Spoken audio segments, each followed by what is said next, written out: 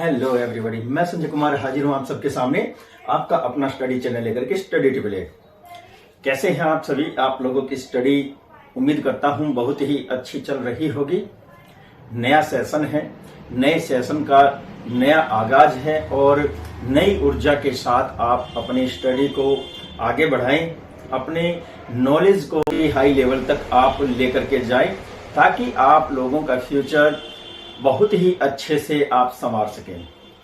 तो मैं आप लोगों का बहुत बहुत अभिनंदन करता हूं आपके इस प्यारे से स्टडी चैनल पर। तो देखिए, आज हम आप लोगों के लिए लेकर के आए हैं जीके के कुछ महत्वपूर्ण क्वेश्चन जो कि हमारी एनसीईआरटी की बुक से रिलेटेड हैं और ऐसे क्वेश्चन ही हर एक कंपटीशन एग्जाम में पूछे जाते हैं। बार बार आप लोगों को हम ये याद दिलाते रहते हैं कि अपनी एनसीईआरटी की बुक्स को बड़े ही अच्छे से आप जो बनना चाहते हैं, आपका जो गोल है, वहां तक इसको याद रखें। उसके बाद आपके लाइफ में फिर आपको सारी की सारी जितनी भी आपने मेहनत की है उसका बेनिफिट आपको मिलने वाला है। तो आप लोगों से हम यही उम्मीद करते हैं कि आप लर्निंग का एक बहुत ही अच्छा और अनोखा ये जो तरीका है ये अपनाएंगे। सभी जानते हैं तो हम आप लोगों को एक रियल मटेरियल्स के माध्यम से ही, इस स्टडी चैनल के माध्यम से ही एक रियल मटेरियल आपको प्रोवाइड करवाते हैं। तो देखिए, हम पहला क्वेश्चन क्या लेकर के आए हैं आप लोगों के लिए। क्वेश्चन कह रहा है, भारतीय राष्ट्रीय कांग्रेस की स्थापना कब और किसने की थी? तो बहुत ही जबरदस्त क्वेश्चन है ये। भारतीय राष्ट्रीय कांग्रेस की स्थापना कब हुई और किसने की? तो बहुत ही स्टूडेंट इसके विषय में जानते भी होंगे और बहुत से ऐसे भी होंगे जिनको इसके विषय में कंप्लीट नॉलेज नहीं होती है। तो देखिए, 28 दिसंबर 1885 एडी में इसको स्टेब्लिश किया जाता है। कौन इसको स्टेब्लिश करता है? तो वो है A.O. ह्यूम। A.O. ह्यूम नाम का एक ब्रिटिश अधिकारी जो अपने रिटायरमेंट के बाद भारत में ही रुकना पसंद करता है, क्योंकि वह भारतीयों की जो दयनीय हालत थी उसको देख करके बड़ा ही विचलित रहता था। जब वह रिटायर होता है तो फिर वो भारत में ही रह करके ऐसे दयनीय लोगों का एक संगठन बनाता है, ऑर्गेनाइजेशन बनाता है, और जिसका नाम आगे चल करके 28 दिसंबर 1885 को राष्ट्रीय कांग्रेस के नाम से इसे जाना जाने लगा। तो बहुत ही बढ़िया ये क्वेश्चन है। इसकी स्थापना मुंबई में होती है। नेक्स्ट क्वेश्चन देखते हैं, कांग्रेस के 3 आमूल परिवर्तनवादी नेताओं के नाम बताओ। तो देखिए, कांग्रेस एक यही से ही स्टार्टिंग होती है और इसमें बहुत जाने माने नाम हुए हैं, जबरदस्त लीडर्स हुए हैं, लेकिन यहाँ पर आमूल परिवर्तनवादी कहा है जो पूरी तरह से कांग्रेस के स्ट्रक्चर में परिवर्तन, चेंजमेंट के हक में थे। तो वो कौन थे? एक तो थे पाल और लाल। ये आपको याद रखना है। बाल गंगाधर तिलक, फिर है बिपिन चंद्रपाल और फिर है उसके बाद लाला लाजपत राय। तो ये आमूल परिवर्तनवादी नेता हुए हैं कांग्रेस में। नेक्स्ट क्वेश्चन देखते हैं, बंगाल का विभाजन कब और किसने किया था? तो बंगाल का विभाजन कब हुआ था? सबको पता है कब हुआ था। ये हुआ था 1905 एडी में बंगाल का विभाजन होता है, लेकिन किसने किया था ये क्वेश्चन अब आने लगा है। तो वो है लॉर्ड कर्जन। लॉर्ड कर्जन के समय में बंगाल का विभाजन हुआ था, ये आप लोगों को साथ में याद रखना है। और नेक्स्ट क्वेश्चन है, बंगाल विभाजन के पीछे अंग्रेजों ने क्या कारण बताया? तो बंगाल का विभाजन आपको पता है 1905 में होता है, लॉर्ड कर्जन के समय में। और जब उनसे पूछा जाने लगा, जगह जगह इस पर चर्चा होने लगी, तो उन्होंने बंगाल विभाजन का कारण बताया था प्रशासनिक सुधार। उन्होंने प्रशासनिक सुधार इसको नाम दिया था ताकि इसका कुछ खास विरोध न हो सके। तो नेक्स्ट क्वेश्चन देखते हैं, वास्तव में अंग्रेजों ने बंगाल का विभाजन क्यों किया था? तो वास्तव में अंग्रेजों ने बंगाल का विभाजन क्यों किया था ये पूछा है। तो ये उन दिनों की बात है जब हमारे देश में नेशनलिज्म उभर करके सामने आ रहा था, लोगों में राष्ट्रीयता की भावना जागृत होने लगी थी। तो उस भावना को रोकने के लिए, उस एकता को रोकने के लिए ये हुआ था, और वो था हिंदू मुस्लिम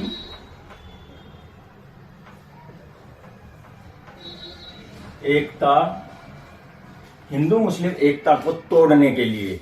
ये जो बंगाल का विभाजन था ये हिंदू मुस्लिम एकता को तोड़ने के लिए, यानी कि नेशनलिज्म को रोकने के लिए अंग्रेजों द्वारा अपनाई गई ये एक नीति थी। नेक्स्ट क्वेश्चन देखते हैं, केसरी अखबार का संपादन किसने किया था? तो डियर स्टूडेंट, हम आपको ये बताना चाहेंगे, एक बहुत ही बढ़िया और क्रांतिकारी ये न्यूज़पेपर स्टार्ट हुआ था। और ये कब स्टार्ट हुआ था? 1880 एडी में, 1880 में ये केसरी नामक अखबार शुरू होता है, और इसके साथ एक और अखबार भी शुरू होता है। और कौन इसे शुरू करता है? और इसे शुरू करने वाले हैं तिलक, यानी कि बाल गंगाधर तिलक। इन दोनों अखबारों को 1880 में शुरू करते हैं। नेक्स्ट क्वेश्चन देखते हैं, लाला लाजपत राय का जन्म कब और कहां हुआ था? तो लाला लाजपत राय का जन्म यहां पर पूछा है कब और कहां हुआ था। तो 1865 में हुआ था, 1865 एडी। और कहां हुआ था? वो हुआ था पंजाब के मोगा में। पंजाब के मोगा डिस्ट्रिक्ट में, मोगा उस समय डिस्ट्रिक्ट नहीं था, लेकिन आज पंजाब में ये मोगा एक डिस्ट्रिक्ट है। और यहाँ पर 1865 में लाला लाजपत राय का जन्म हुआ था। नेक्स्ट क्वेश्चन है, लोगों ने लाला लाजपत राय को क्या उपाधि दी थी? तो बहुत ही बढ़िया ये क्वेश्चन है। तो यहाँ हम देखते हैं क्या उपाधि दी थी। तो वो दी थी, जो उपाधि लाला लाजपत राय को लोगों ने दी थी वो थी शेर ए पंजाब। शेर ए पंजाब के नाम की जो उपाधि है वो लाला लाजपत राय को लोग देते हैं। और केसरे हिंद है। फिर उसके बाद आप देखेंगे कि भाई जो शहीदे आजम है, ये कुछ उपाधियां हैं जो लोगों के द्वारा अपने लीडर्स को दी गई हैं। तो वो आपको पता होना चाहिए। नेक्स्ट क्वेश्चन है, लाला लाजपत राय ने अंग्रेजों के खिलाफ उदारवादियों को क्या सलाह दी थी? तो लाला लाजपत राय ने अंग्रेजों के खिलाफ उदारवादियों को कुछ सलाह। लाला लाजपत राय ने उदारवादियों को कहा था कि अंग्रेजों के खिलाफ आपको अपनी नीति को अपनाना, जो आप अब तक अपनाते आए हैं उसको बदलना होगा। अब तक लोगों ने भिक्षा वृत्ति यानी कि भीख मांगने की प्रवृत्ति और क्षमा दान मांगने की प्रवृत्ति अपनाते हुए लोग अपना जीवन जी रहे थे। लेकिन लाला लाजपत राय ने उदारवादियों को कहा कि इस नीति को आप बदल दीजिए। अब आपको यहाँ पर परिवर्तन को अपनाना होगा और यहाँ आत्मनिर्भर और आत्म बलिदान का आपको यहाँ पर जो है भाव को अपनाकर आगे बढ़ना है। तो ये सलाह लाला लाजपत राय ने उदारवादियों को दी थी। नेक्स्ट क्वेश्चन देखते हैं, बाल गंगाधर तिलक का स्वराज संबंधी नारा क्या था? तो स्वराज संबंधी नारा कहा है तो सभी स्टूडेंट अच्छे से जानते हैं। हर बार उनको मैं कहीं ना कहीं ऐसे नारों में इसका जिक्र जरूर करता हूं। जब लाला लाजपत राय और यहाँ पर बाल गंगाधर तिलक की बात आती है तो यहाँ हम पूरी तरह से कुछ नारे जानते हैं कि बाल गंगाधर तिलक ये कहा करते थे कि स्वराज मेरा जन्मसिद्ध अधिकार है और वो मैं लेकर रहूंगा। तो यहाँ पर आप ये याद रखें कि बाल गंगाधर तिलक ने जो स्वराज संबंधी नारा दिया था वो था, स्वराज मेरा जन्मसिद्ध अधिकार है और वो मैं लेकर रहूंगा। नेक्स्ट क्वेश्चन देखते हैं। वो क्वेश्चन है, बाल गंगाधर तिलक ने स्वराज प्राप्ति के क्या साधन बताए? तो बाल गंगाधर तिलक ने स्वराज प्राप्ति के जो साधन बताए हैं उनके विषय में क्या मानना? पहला तो है राष्ट्रीय शिक्षा, और दूसरा है स्वदेशी प्रचार, और तीसरा बहिष्कार, और चौथा है निष्क्रिय विरोध। तो देखिए यहाँ पर बहिष्कार है तो विदेशी चीजों का बहिष्कार करना है, राष्ट्रीय शिक्षा यानी कि लोगों को ज्यादा से ज्यादा एजुकेटेड बनाना है, और फिर यहाँ पर कहा है निष्क्रिय विरोध यानी कि विरोध भी करना है लेकिन इस प्रकार से करना है कि उसमें कोई हिंसा न हो। तो ये आप लोगों को ध्यान रखने हैं। उन्होंने क्या बताए हैं? बाल गंगाधर तिलक ने स्वराज प्राप्ति के ये साधन बताए हैं। नेक्स्ट क्वेश्चन है, 1905 ईस्वी तक कांग्रेस के 3 नए नेताओं के नाम बताओ। तो 1905 तक कांग्रेस के 3 नए नेता कौन थे? तो वो 3 नए नेता आपको मैं बता चुका हूं, वो थे ये 3, बाल, पाल, लाल। बाल गंगाधर तिलक, बिपिन राव चंद्रपाल और लाला लाजपत राय, ये तीनों ही कांग्रेस के 1905 तक 3 नए लीडर हुए हैं। नेक्स्ट क्वेश्चन है, 1906 ईस्वी में कांग्रेस का अधिवेशन कहां हुआ था? तो 1906 ईस्वी में कांग्रेस का अधिवेशन पूछा है, तो आपको देखना है कब कौन सा अधिवेशन होता है।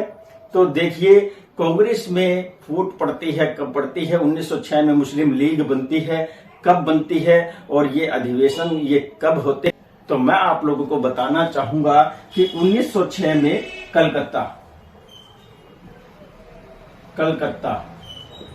कलकत्ता में ये अधिवेशन होता है 1906 में, जहां पर क्या हुआ था? 1906 में कांग्रेस का अधिवेशन हुआ था और वहां पर कलकत्ता में यह अधिवेशन हुआ था, और हिंदू मुस्लिम में वहां कांग्रेस में फूट पड़ना शुरू हो जाती है और मुस्लिम लीग की स्थापना शुरू हो जाती है। फिर 1907 में कांग्रेस का अधिवेशन कहां हुआ था? यहाँ पर फूट पूरी तरह से उभर करके सामने आती है और एक तरफ मुस्लिम लीग हो जाती है और एक तरफ कांग्रेस हो जाती है। तो यहाँ हम देखेंगे तो ये अधिवेशन 1907 में हुआ था और ये सूरत में हुआ था, सूरत में। बहुत ही जबरदस्त क्वेश्चन है, लॉजिक के साथ याद रखोगे तो जिंदगी भर याद रहेगा, ये ध्यान में रखना। अगर आप डायरेक्ट ये पता करेंगे कि भाई 1907 में अधिवेशन कब हुआ, सूरत, 1907 में अधिवेशन कब हुआ, सूरत, अगर ऐसे आप याद करेंगे तो आपको कुछ समय ही याद रहेगा, आपने टेस्ट या एग्जाम दिया और आप भूल जाएंगे। लेकिन आप लॉजिक के साथ याद रखेंगे, 6 में अधिवेशन कलकत्ता में हुआ, वहां पर क्या हुआ? वहां पर फूट पड़ना शुरू हो गई थी, और दूसरा फिर 7 में जो अधिवेशन सूरत में हुआ और वहां से जो है इसमें पूरी तरह से फूट पड़ जाती है। और यहाँ हम देखेंगे कि ये दोनों क्वेश्चन आपको अच्छे से याद हो जाते हैं। नेक्स्ट अब हम बात करते हैं, एक बहुत ही बढ़िया क्वेश्चन है और वो है, होम रूल आंदोलन किस लिए चलाया गया था? तो होम रूल आंदोलन किस लिए चलाया गया था पूछा है। सभी स्टूडेंट जानते हैं, बड़े बड़े टीचर्स भी जानते हैं कि होम रूल आंदोलन चले थे, और होम रूल आंदोलन 2 चले थे। कौन कौन से चले थे? एक साउथ इंडिया में चला था और एक मध्य उत्तर भारत में चला था। अब हम देखते हैं कि साउथ इंडिया में कौन सा होम रूल आंदोलन था और मध्य उत्तर भारत जो है उसमें कौन सा होम रूल आंदोलन था। एक होम रूल आंदोलन बाल गंगाधर तिलक जी स्टार्ट करते हैं और एक एनी बिसेंट जो कि मद्रास में उनके होम रूल आंदोलन का मुख्यालय था वो स्टार्ट करते हैं।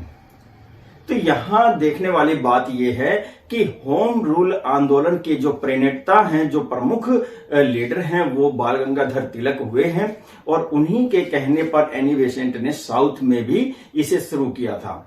होम रूल आंदोलन चलाया ही क्यों गया था ये पूछा जा सकता है कभी भी आपकी लाइफ में। तो वो चलाया गया था स्वराज्य की प्राप्ति के लिए, स्वराज्य प्राप्त करने के लिए होम रूल आंदोलन को शुरू किया गया था। नेक्स्ट क्वेश्चन है, बंगाल विभाजन कब रद्द किया गया था? तो बंगाल का विभाजन अगर हम बात करें 1911 में, यानी कि 1911 में बंगाल का विभाजन समाप्त कर दिया गया था। तो ये आपको ध्यान में रखना है 1911 में। और क्या होता है 1911 में कोलकाता से हमारी जो कैपिटल है वो दिल्ली ट्रांसफर की जाती है, ये भी आपको ध्यान में रखना है। और 1911 में ही जो हमारा गेट है दिल्ली में स्थापित कर दिया जाता है, इंडिया गेट, तो ये भी आपको ध्यान में रखना है। नेक्स्ट क्वेश्चन है उदारवादी युग की अवधि क्या से क्या रही। तो उदारवादी युग कहा है, तो उदारवादी युग की अवधि जो है वो 1885 से लेकर 1905 तक रहती है। 1885 से 1905 तक उदारवादी युग की जो अवधि है, जो टाइमलाइन है, वो रहती है। नेक्स्ट क्वेश्चन है एनी बेसेंट ने होम रूल लीग का मुख्यालय कहां खोला। हम जस्ट थोड़ा समय पहले ही इसके विषय में आपसे चर्चा कर चुके हैं कि साउथ में एनी बेसेंट ने होम रूल आंदोलन की शुरुआत की थी और उसका जो हेडक्वार्टर है वो मद्रास में वो इसका हेडक्वार्टर स्थापित करते हैं। नेक्स्ट क्वेश्चन है तिलक ने, यानी कि बाल गंगाधर तिलक ने 1880 में कौन से 2 समाचार पत्र चलाए थे। तो ये क्वेश्चन आप रिपीट भी समझ सकते हैं और आपको अच्छे से याद रहे ये भी आप समझ सकते हैं। तो 2 समाचार पत्र चलाए थे और वो कौन कौन से थे। एक तो था मराठा और एक था केसरी।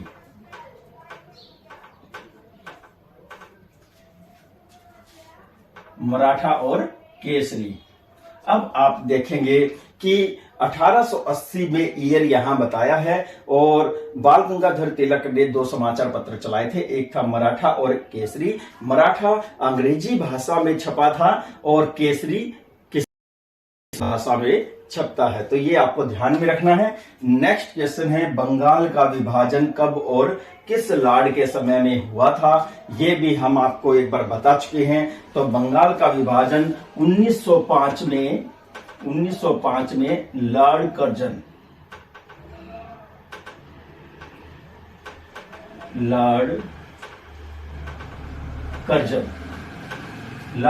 के समय में 1905 में बंगाल का विभाजन होता है। किसके समय में? लॉर्ड कर्जन के समय में। तो आपने मर्द तांगे वाला जो मूवी है अमिताभ बच्चन की वो देखी होगी और उसमें जो लॉर्ड होते हैं वो लॉर्ड कर्जन होते हैं। तो आपको पता है कि जब अमिताभ बच्चन अपनी घोड़ी पर बैठ करके जब जाते हैं और रास्ते में एक स्टैचू होता है जिस पे दिखाया गया है कि घोड़े पर लॉर्ड कर्जन बैठा है और अमिताभ बच्चन उनको कर्जू कह करके बोलते हैं। तो इसी तरह से आप ध्यान रखिए कि बंगाल विभाजन के समय जो लॉर्ड थे वो कौन थे? वो लॉर्ड कर्जन थे। अब हमारे ये 1 से 20 क्वेश्चन हो गए हैं। एक क्वेश्चन हम आपसे ऐसे डिस्कस करते हैं कि बंग भंग की घटना कब हुई थी। अब ये प्रश्न भी आता है, आपने हर बार सुना है बंगाल विभाजन, बंगाल के टुकड़े, तो ये आप समझ गए होंगे। लेकिन प्रश्न बन जाता है बंग भंग की घटना कब हुई थी, और ये भी कोई मुश्किल क्वेश्चन नहीं है। बंग भंग का मतलब ही बंगाल का विभाजन है, यानी कि बंग भंग बंगाल के टुकड़े टुकड़े। तो ये आपको ध्यान रखना है। बंग भंग से पहले बंगाल में कौन कौन से आज के राज्य शामिल थे। तो उड़ीसा है यहाँ पर और बिहार है, ये आप समझ जाइए। तो बहुत ही अच्छे से आपको ये समझ में आ जाएगा। अब जो छत्तीसगढ़ है, झारखंड है, ये सभी बंगाल में शामिल थे।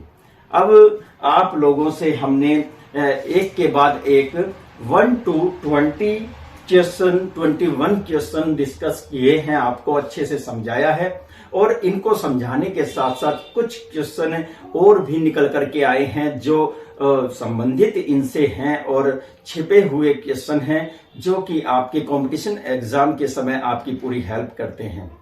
आजकल बड़े ही टिपिकल क्वेश्चन आते हैं कंपटीशन एग्जाम में, डायरेक्ट क्वेश्चन नहीं पूछा जाता।